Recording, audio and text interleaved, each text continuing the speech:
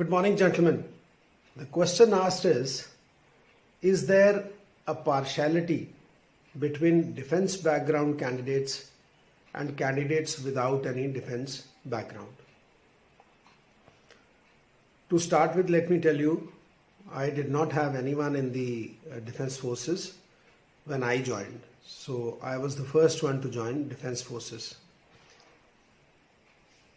Now, had there been this partiality, then no defense officer would have had his child not getting recommended in SSB. But that's not the case.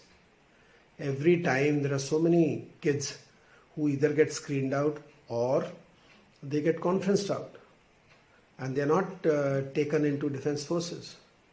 So it's not that there is a partiality between the defense background and non-defense background people.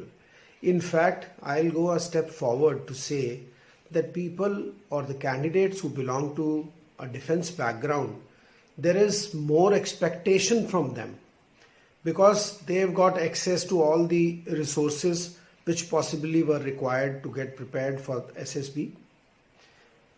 At the same time, they belong to a middle class, upper middle class background. Their forefathers have been in the defense forces, so they got appropriate guidance there. So there is more expectation.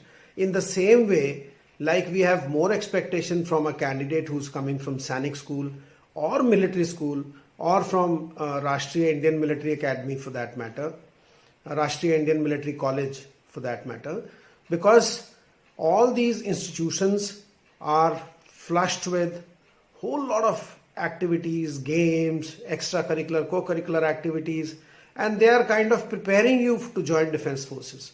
If still the candidate has not made use of, then it is taken against him.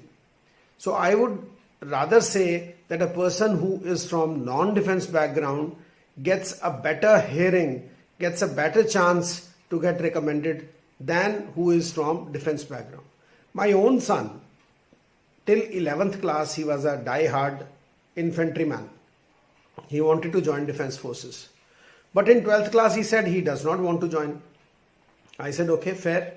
Army is not looking for you. You have to decide which career you want to join. But still, his friends were appearing for NDA examination, so he appeared for NDA exam. And as luck could have it, he passed the NDA written examination and his friend could not. I told him that, see, you've been able to clear written examination. Since you do not want to join defense forces, it is for sure that you will not be recommended in the SSB. Because when you go to SSB and in the heart of hearts you don't want to join defense forces, SSB is equipped, they can find out, because your interest will be lacking, you will not show that much of passion, you are doing things for the heck of it.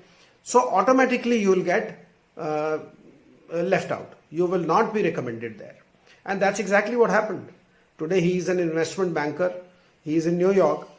So, but he could not join defense force, or he could not clear SSB. He did not want to join, but he could not clear SSB.